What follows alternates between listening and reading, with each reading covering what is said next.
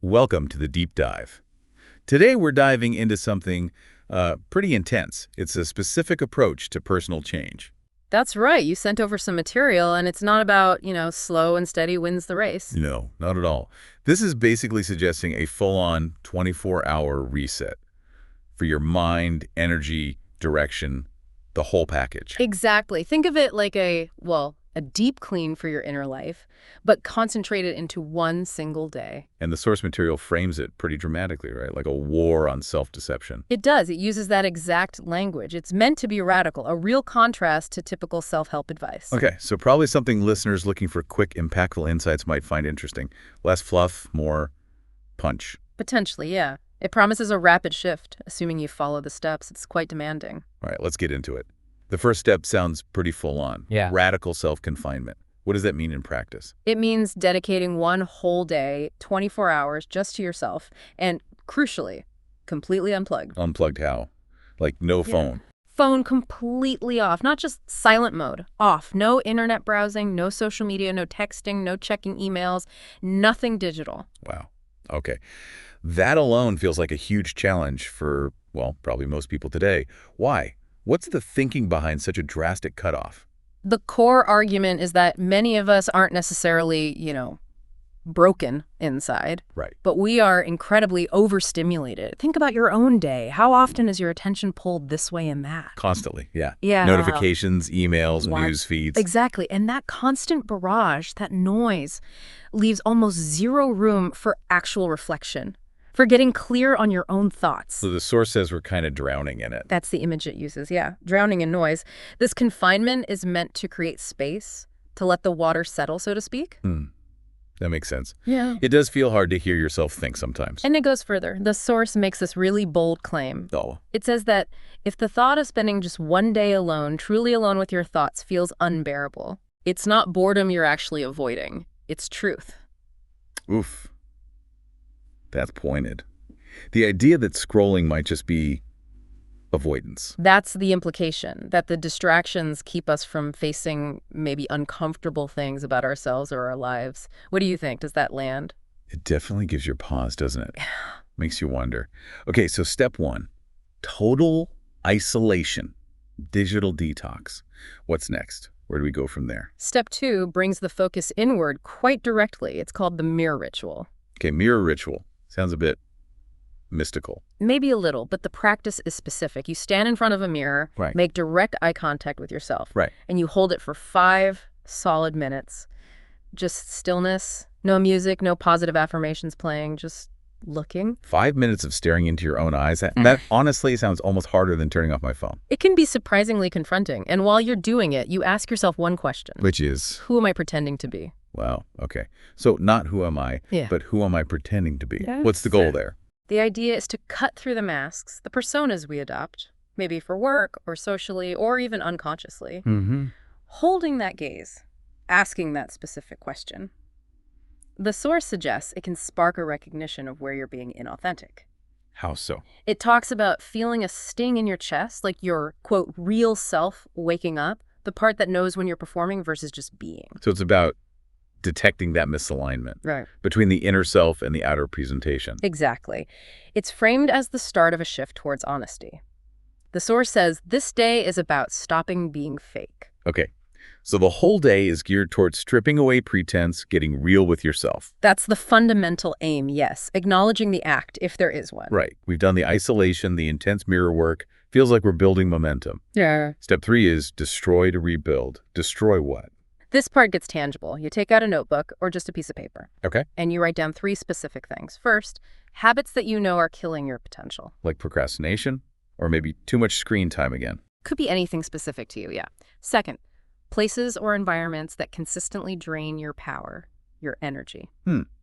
Could be a physical place, or maybe even certain online spaces. Absolutely. And third, lies you tell even small ones to gain acceptance or avoid conflict. Okay, that's a pretty direct self-inventory of the negatives. What happens after you write them down? Then comes the destroy part. You physically destroy the page, How? tear it up, shred it, burn it safely, whatever feels like a complete obliteration. And the point of that is? It's symbolic. Writing them down makes them conscious. Destroying them is like sending a powerful message to your subconscious. Like closing a door. Exactly. You're saying, this is the old stuff, I'm leaving this behind. It's meant to be a clear, definitive break, a ritualistic letting go. That makes sense. A physical act to represent an internal shift. Okay. Okay, so we've isolated, confronted, and destroyed. Step 4 is the warrior hour. Sounds active. It is. It's a dedicated 60-minute block broken into 3 parts. Okay, 60 minutes. What happens? The first 20 minutes are focused on intense physical activity. Like what? Could be running hard, doing push-ups until you can't do more, maybe even a really cold shower. The source says the specific activity isn't the main thing. Ah, so it's about pushing your physical limits, getting uncomfortable. Precisely. Pushing past what you thought you could do, creating a physical jolt. Okay, 20 minutes of physical intensity. Hmm? Then what? The next 20 minutes are for a mind dump journal exercise. Mind dump. Yeah, you just write nonstop, whatever comes into your head. Feelings, anxieties, random thoughts, frustrations. Get it all out on paper. No filter, no structure. None at all. Raw, unfiltered stream of consciousness.